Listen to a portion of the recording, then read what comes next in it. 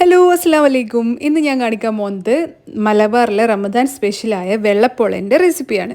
ഇത് നമ്മളൊരു സ്വീറ്റ് കറിയും കൂട്ടിയിട്ടാണ് കഴിക്കുക. അപ്പോൾ ഇത് മിക്കവർക്കും ശരിയാവുന്നില്ല എന്നൊക്കെ പറഞ്ഞിട്ടുണ്ടായിരുന്നു. അതുകൊണ്ട് ഒരു ഈസി റെസിപ്പിയാണ് ഇന്ന് കാണിക്കാൻ പോകുന്നത് കേട്ടോ. അപ്പോൾ അതിനായിട്ട് നമ്മൾ ആദ്യം വൈറ്റ് റൈസ് എടുക്കണം, അതായത് പച്ചരി, നമ്മൾ ദോശക്കൊക്കെ എടുക്കുന്ന അരി. അത് ഞാനിപ്പോൾ ഒരു കപ്പ് എടുത്തിട്ടുള്ള ഒരു പോളൻ്റെ അളവാണ് കാണിക്കുന്നത്. അപ്പോൾ ഈ പച്ചരി നന്നായിട്ട് കഴുകിയെടുത്തതിന് ശേഷം ഒരു 4 മണിക്കൂർ കുതിർത്ത് വെക്കണം. എന്നിട്ട് അതിലേക്ക് 1/4 കപ്പ് തേങ്ങയും 1/4 കപ്പ് ചോറും ചേർക്കാം. ഇത് നിങ്ങൾക്ക് വേറെ രീതിയിലും ചെയ്യാം കേട്ടോ. ഒരു 3/4 കപ്പ് ചോറ് മാത്രം ആഡ് ചെയ്തിട്ടും ചെയ്യാം.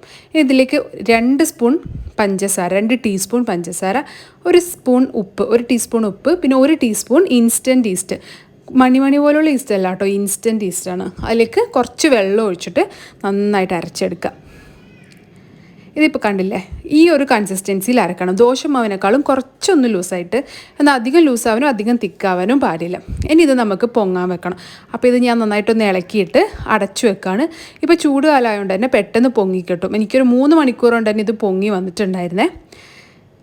ഇപ്പോൾ കണ്ടില്ലേ, ഏകദേശം ഇതുപോലെ ഇങ്ങനെ പൊങ്ങി വന്നിട്ടുണ്ടാവും. അപ്പോൾ ഇത് ഇളക്കമൊന്നും വേണ്ട കേട്ടോ, ഇത് നമുക്ക് കോരി ഒഴിക്കാനുള്ളതാണ്. ഇനി ഒരു സ്റ്റീൽ പാത്രത്തിൽ കുറച്ച് ഗീ തടവി വെക്കാം.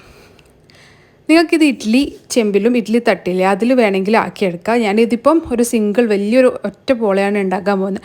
അപ്പം ഗീ തടവിയിട്ട് ഇനി നമ്മളെ പോളയുടെ മിക്സ്ചറില്ലേ അത് ഇളക്കാണ്ട് തന്നെ നമുക്ക് മേലിൽ നിന്ന് ഓരോന്നായിട്ട് ഓരോ തവിയായിട്ട് ഇങ്ങനെ കോരി ഒഴിച്ചു കൊടുക്കാം. കണ്ടോ, ഇത് പൊങ്ങി വന്നിട്ടുണ്ട്. ഇപ്പം നല്ല ദോശമാവിൻ്റെ ടെക്സ്ചറായിട്ട് വന്നിട്ടുണ്ട്. ഇത് നമുക്ക് പാത്രത്തിലേക്ക് ഒഴിച്ചു കൊടുത്തിട്ട് ആവിയിൽ വേവിച്ചിട്ടെടുക്കണം. ഇതിപ്പോൾ ഞാൻ പെട്ടെന്ന് പണി കഴിയാൻ വേണ്ടിയിട്ടാണ് ഒരു വലിയ പാത്രത്തിലാക്കിയെടുക്കുന്നത്. നിങ്ങൾക്ക് ഇഷ്ടമുള്ള പോലെ ആക്കിയെടുക്കാം. ഞാനിപ്പോൾ ബാറ്റർ മുഴുവനായിട്ട് ഇതിലേക്ക് ഒഴിച്ചു കൊടുക്കുകയാണ്.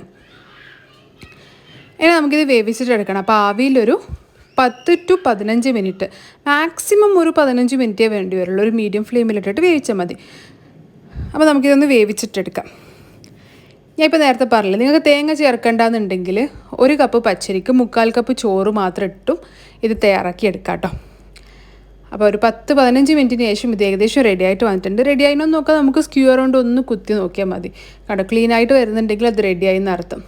ഇനി നമ്മളിത് ഇപ്പം എടുക്കാൻ പാടില്ല, കംപ്ലീറ്റ്ലി കൂളായതിന് ശേഷം മാത്രമേ നമ്മളിത് എടുക്കാൻ പാടുള്ളൂ. അല്ലെങ്കിൽ നമുക്ക് ആ ഒരു പെർഫെക്റ്റ് ആയിട്ട് ഇത് കിട്ടില്ല. സൈഡൊക്കെ ഇങ്ങനെ ചെതറിയ പോലെ ഉണ്ടാവും നമ്മൾ എടുത്തു കഴിഞ്ഞാൽ. അപ്പോൾ നമ്മളിത് കൂളാവുന്ന വരെ ഒന്ന് വെയിറ്റ് ചെയ്യുക. അതിന് ശേഷം സൈഡിൽ നിന്ന് ഇങ്ങനെ വിട്ട് വരുന്നുണ്ടോ എന്നൊന്ന് ജസ്റ്റ് ചെക്ക് ചെയ്യാം. കണ്ടില്ലേ, ഇതുപോലെ വിട്ട് വരുന്നുണ്ടെങ്കിൽ നമുക്ക് ഇതിനെ അടർത്തിയെടുക്കാം. അതിന് മുമ്പായിട്ട് നമുക്ക് ഇതിന് വേണ്ട സ്വീറ്റ് കറി ഉണ്ടാക്കണം. അതിന് മൈസൂർ പഴം എടുത്തിരിക്കുന്നത്, അത് കൈകൊണ്ട് നന്നായിട്ടൊന്ന് ഞെരടിയെടുക്കാം. ഇനി ഇതിലേക്ക് നമുക്ക് ആവശ്യത്തിന് പഞ്ചസാര ചേർത്ത് കൊടുക്കാം. നിങ്ങളുടെ മധുരം പോലെ ചേർക്കുക. കുറച്ച് ഏലക്ക പൊടിച്ചതും പിന്നെ ഒരു നുള്ള് ബാലൻസ് ചെയ്യാൻ വേണ്ടിയിട്ട് ഉപ്പും ചേർക്കുക. ഇതിലേക്ക് നമുക്ക് കട്ടിയുള്ള തേങ്ങാപ്പാൽ ഒഴിച്ചു കൊടുക്കണം.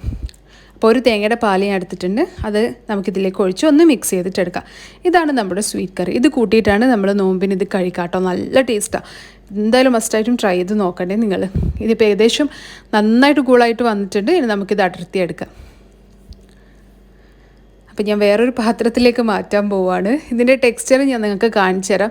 നമ്മൾ ഈ ഒരു റെസിപ്പി അതേപോലെ ഫോളോ ചെയ്യുകയാണെങ്കിൽ നിങ്ങൾക്ക് നല്ല സ്പോഞ്ചി ടെക്സ്ചറിലുള്ള വെള്ളപ്പോള കിട്ടും കേട്ടോ.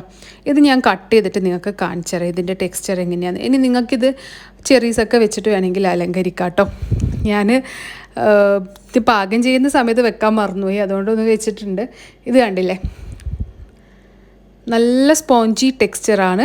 ഇത് നമുക്ക് കട്ട് ചെയ്തിട്ട് നോക്കാം. അപ്പോൾ നിങ്ങൾക്ക് ഉള്ളിലുള്ള ടെക്സ്ചറൊക്കെ കറക്റ്റ് കാണാൻ പറ്റും. പിന്നെ ഞാൻ പറഞ്ഞല്ലോ, പല രീതിയിലും ഇത് തയ്യാറാക്കാറുണ്ട്. ഉഴുന്ന് ചേർത്തിട്ടും പപ്പടം ചേർത്തിട്ടും തേങ്ങ വെള്ളം ഉപയോഗിച്ചിട്ടും ഒക്കെ. ഇപ്പോൾ കണ്ടില്ലേ, നല്ല സ്പോഞ്ചി, നമ്മളെ കേക്ക് പോലെ ഉണ്ട് ഇത് കാണാൻ വേണ്ടിയിട്ട്. ഇനി ഇത് നല്ല സ്വീറ്റ് കറിയും കൂട്ടിയിട്ട് കഴിക്കാൻ അടിപൊളി ടേസ്റ്റാണ്. മസ്റ്റായിട്ട് നിങ്ങൾ ഈ റെസിപ്പി ഒന്ന് ട്രൈ ചെയ്ത് നോക്കുക. ഞാൻ പറഞ്ഞ പോലെ 2 രീതിയിലും വേണമെങ്കിൽ നിങ്ങൾക്ക് ചെയ്ത് നോക്കാം. അപ്പം ട്രൈ ചെയ്ത് നോക്കിയിട്ട് എങ്ങനെയുണ്ടെന്ന് ഫീഡ്ബാക്ക് അറിയിക്കുക. I will see you with another video very soon. Until then it's me Nishi signing off. By.